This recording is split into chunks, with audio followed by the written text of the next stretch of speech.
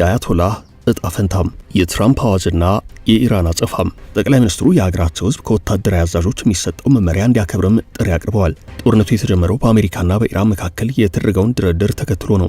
የአሜሪካው ፕሬዚደንት ዶናልድ ትራምፕ በኢራን ላይ ከባድ ወታደራዊ ዘመቻ መጀመሩን በይፋ ማወጃቸው ቀጣዩን ጊዜ አስጊ አድርጎታል። ትራምፕ እስራኤል በኢራን ላይ የሚሳኤል ጥቃት መክፈቷን ካሳወቀች በኋላ አሜሪካን በሀገሪቱ ላይ ከባድ ወታደራዊ የውጊያ ዘመቻ መጀመሯን ገልጸዋል። የኢራን አብዮታዊ ዘብ በበኩሉ በእስራኤል ላይ የመጀመሪያው መጠነ ሰፊ የአጸፋ የሚሳኤልና የድሮን ጥቃት መሰንዘሩን ተናግሯል። ባህሬን በሀገሪቱ በሚገኘው የአሜሪካ ባህር ኃይል 5ኛ ክፍለ ጦር ዋና መስሪያ ቤት ላይ የሚሳኤል ጥቃት መነጣጠሩን አሳውቃለች። በካታር ደግሞ አንድ ሚሳኤል በአየር ላይ መክሸፉ ተነግሯል። በተባበሩት አረብ ኤምሬቶች መዲና አቡዳቢ ፍንዳታ መከሰቱ የተሰማ ሲሆን የቀጠናው ሀገራት የአየር ክልላቸውን ዘግተዋል። በኢራን ዋና ከተማ ቴህራን ተከታታይ ፍንዳታዎች ተሰምተዋል። በሌሎች የሀገሪቱ አካባቢዎችም ተመሳሳይ ነገር ተሰምቷል። እስካሁን ከኢራን መንግስት የተሰጠ ይፋዊ ምላሽ ባይኖርም የአገሪቱ የመንግስት ብዙሃን መገናኛዎች ፕሬዚደንት ማሱድ ፔሽኪያን በሰላምና በደህና ሁኔታ ላይ እንደሚገኙ ዘግበዋል። የተባበሩት አረብ ኤምሬቶች በኢራን ጥቃት እንደተፈጸመባትና አንድ ኤዥያዊ ሰው እንደሞተ ተናግራለች። ኢራን ያጸፋ ጥቃቷ እስራኤል ላይ ብቻ አልተገደበም። የአሜሪካ የጦር ሰፈሮች ይገኙባቸዋል ባለቻቸው የመካከለኛው ምስራቅ ሀገራት ላይ ድብደባ ፈጽማለች። ድብደባ የፈጸመችባቸው ሀገራት የተባበሩት አረብ ኤምሬቶች፣ ጆርዳን፣ ካታር፣ ባህሬን፣ ኩዌት ናቸው። የተባበሩት አረብ ኤምሬቶች መከላከያ ሚኒስቴር በርካታ ሚሳኤሎች መክሸፋቸውን ገልጾ በአቡዳቢ አንድ ኤዥያዊ ሰው መሞቱን አስታውቋል። ሰው የሞተው በመኖሪያ መንደር አካባቢ በወደቀ ፍርስራሽ መሆኑን አመልክቶ የንብረት ጉዳት ደርሷል ብሏል። ካታር የአየር መከላከያ ጋሻ ስርዓቶች ሚሳኤሎችን እንዳከሸፉና ምንም አይነት የጉዳት ሪፖርት እንዳልደረሰ ተናግራለች። ባህሬን በሚሳኤሉ ጥቃት ምክንያት በዋና ከተማዋ ጭስ ሲወጣ ታይቷል። ኩዌትና ዮርዳኖስም ወደ አየር ክልላቸው የገቡ ሚሳኤሎችን መተው መጣላቸውን ተናግረዋል። በአሁኑ ሰዓት በእነዚህ ሀገራት የአየር ክልል ተዘግቶ የሚገኝ ሲሆን ሁናቴው በከፍተኛ ፍጥነት እየተቀያየረ ነው። ባለፈው ሰኔ ወር ግድም እንዲህ እንደ ዛሬው ዓለምን በአንድ እግሩ ያቆመ ምድር አንቀጥቅጥ ጦርነት በእስራኤልና በኢራን በከፊል አሜሪካን ባካተተ መልኩ ለተከታታይ 12 ቀናት ተካሂዶ ነበረም። ጦርነቱ ድንገት የቆመው በፖለቲካው ዓለም እንደ ልቡ በሚባሉት በአሜሪካው ፕሬዚደንት ዶናልድ ትራምፕ ቀጭን ትዕዛዝ ነበረም። አሁን ጦርነቱ ተመልሶ አገርሽቷል። ምክንያቱ ትራምፕ ናቸው። እኔ ሰላም ሰው ነኝ፣ በዓለም ላይ 8 ያህል ጦርነቶችን አስቁም ያለው የሰላም ኖቤል ሽልማት ይገባኛል የሚሉት ትራምፕ ተአማኒነት እያጡ ነው። ግጭቶችና ጦርነቶችን ከማስቆም ይልቅ በጦርነቶቹ ቀጥተኛ ተሳታፊ ናቸው። አሜሪካ ከእስራኤል ጋር በጋራ በመሆን ጦርነት የከፈተችው በአሜሪካና በኢራን መካከል በተደረገው ድርድር ትራምፕ ደስተኛ ለመሆናቸውን ካሳወቁ ከጥቂት ሰዓታት በኋላ ነው። የድርድሩ ውጤት ለጊዜው ባይታወቅም ከድርድሩ ጋር ተያይዞ ትራምፕ በኢራን ላይ ይፋዊ ጦርነት እንዲጀምር አዘዋል። በዚህ ጦርነት የኢራኑ መንፈሳዊ መሪና የበላይ ጠባቂ የሆኑት አያቶላህ አሊ ኻሜኒ ያሰጋቸዋል ተብሏል። በመጀመሪያው ጥቃት በአያቶላህ መስሪያ ቤት አጠገብ ከፍተኛ ፍንዳታ ተሰምቷል። አያቶላህ ወደ ዋሻ ወደ ተለየ ስፍራ ሊደበቁ እንደሚችሉ ቢጠበቅም ጥቃቱ ግን እርሳቸው ላይ አነጣጥሯል። ባለፈው ጦርነት ትራምፕና ኔታንያሁ በአያቶላህ ላይ መዛታቸው የሚታወስ ነው። ትራምፕ አያቶላህ የት እንደተደበቀ እናውቃለን፣ እጅ ስጥ ብለው ነበረም። ከዚህ አንጻር በዚህኛው ጦርነት አያቶላህ የሚያሰጋቸው እስራኤልና አሜሪካ ኢራንን ለማንበርከክ መሪዋን መግደል ላይ ስለሚያተኩሩ ነው። የአንድ ብርቱ ሁለት መድኃኒቱ የተባለለት አሜሪካና እስራኤል በኢራን ላይ ከፈቱት ጦርነት ከመካከለኛው ምስራቅ እስከ ምስራቅ አፍሪካና ቀይ ባህር ድረስ ብዙ ጉዳዮችን የሚነካካ ነው።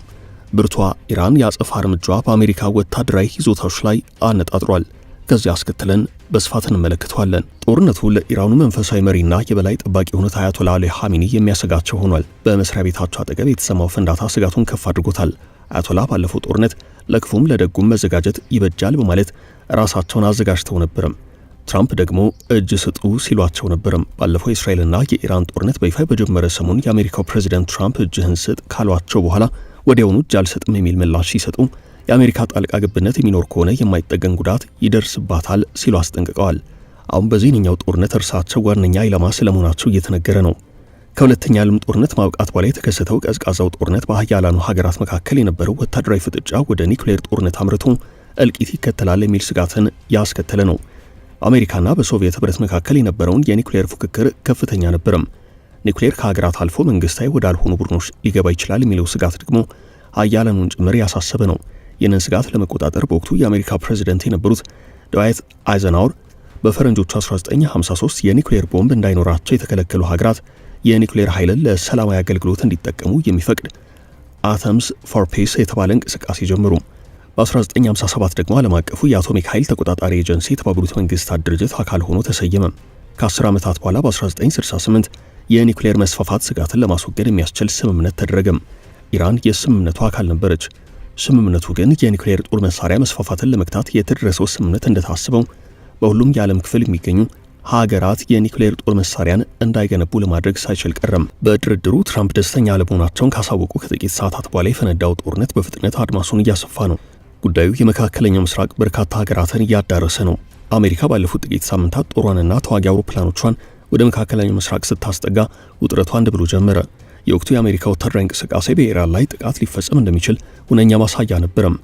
እስራኤልና አሜሪካ በቅንጅት ሆነው በኢራን ዋና ከተማ ቴህራን የጀመሩትን ጥቃት ወደ ተለያዩ የአገሪቱ ክፍሎች ጭምር እያስፋፉ ነው። የአየር ድብደባም ፈጽመዋል።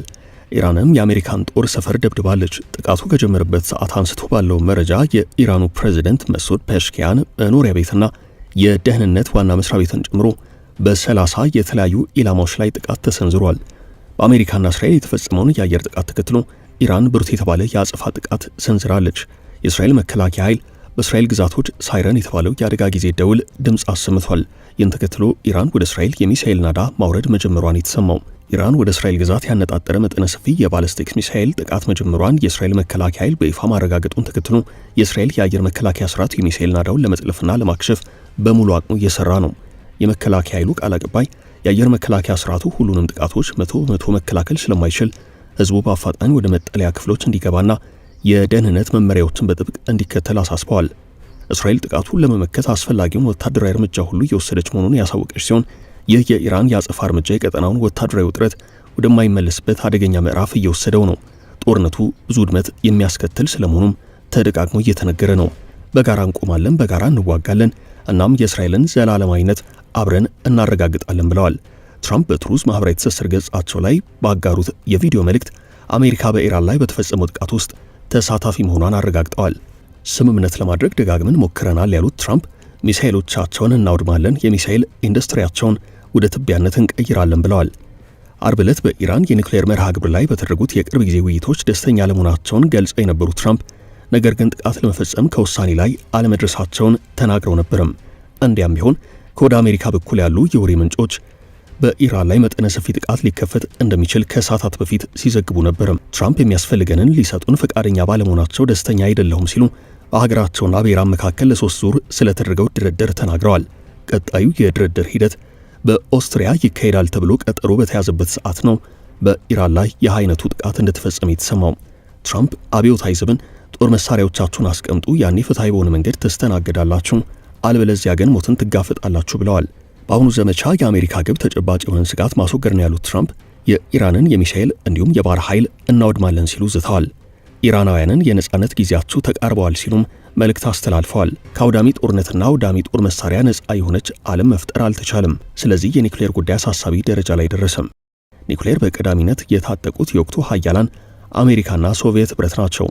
ከአውሮፓ ዩናይትድ ኪንግደምና ፈረንሳይ፣ ከእስያ ቻይና፣ ሰሜን ኮሪያ፣ ህንድና ፓኪስታን አሉ። ከመካከለኛው ምስራቅ ምንም እንኳን በይፋ ባይነገርም እስራኤል እንዲሁም ከአፍሪካ በአፓርታይድ አገዛዝ ስር የነበረችው ደቡብ አፍሪካ ስማቸው ይነሳል። ኢራን ማንም አይፈቅድልኝም፣ ማንም አይከለክለኝም ስትል የጀማመረችው የኒውክሌር ማብላት እንቅስቃሴ መጠኑ ከፍ ያለ ዩራኒየም አብላልታለች በሚል በተለይ ከነ አሜሪካና ይህንንም እንደ ደህንነት ስጋት ከምትመለከተው እስራኤል ዘንድ ከፍተኛ የሆኑ ግዘት አስከትሎባታል። የአሁኑ ጦርነት ዋነኛው ምክንያት ይህ የኒውክሌር እንቅስቃሴ እንደሆነ ይታመናል። የእስራኤሉ ጠቅላይ ሚኒስትር ቤንያሚን ኔታንያሁ በኢራን ውስጥ ያለውን አገዛዝ ለማስወገድ ዘመቻ ጀምረናል ብለዋል። ለ47 ዓመታት የአያቶላ አገዛዝ ሞት ለእስራኤል ሞት ለአሜሪካ እያለ በተደጋጋሚ ያሰማ እንደነበር የእስራኤሉ ጠቅላይ ሚኒስትር ተናግረዋል። ትራምፕን ታላቁ ጓደኛችን በማለት ለታሪካዊ አመራራቸው አመሰግናለሁ ሲሉ አድናቆታቸውንና ምስጋናቸውን ገልጸዋል። ሀገራቸው ከአሜሪካ ጋር በመሆን በኢራን ላይ ጥቃት መክፈቷን ተከትሎ በሰጡት መግለጫ የኢራን መንግስት ደማችንን አፈሷል፣ ብዙ አሜሪካውያንን ገድሏል፣ የራሱን ህዝብም ጨፍጭፏል ብለዋል። ይህ ገዳይ የሽብርተኛ አገዛዝ መላውን የሰው ልጅ አደጋ ላይ የሚጥል የኒውክሌር ጦር መሳሪያ መታጠቅ የለበትም በማለት የአሜሪካና እስራኤል የጋራ ዘመቻ የኢራን ህዝብ ዕጣ ፈንታቸው ራሳቸውን እንዲወስኑ መንገዱን እንደሚጠርግ ተናግረዋል።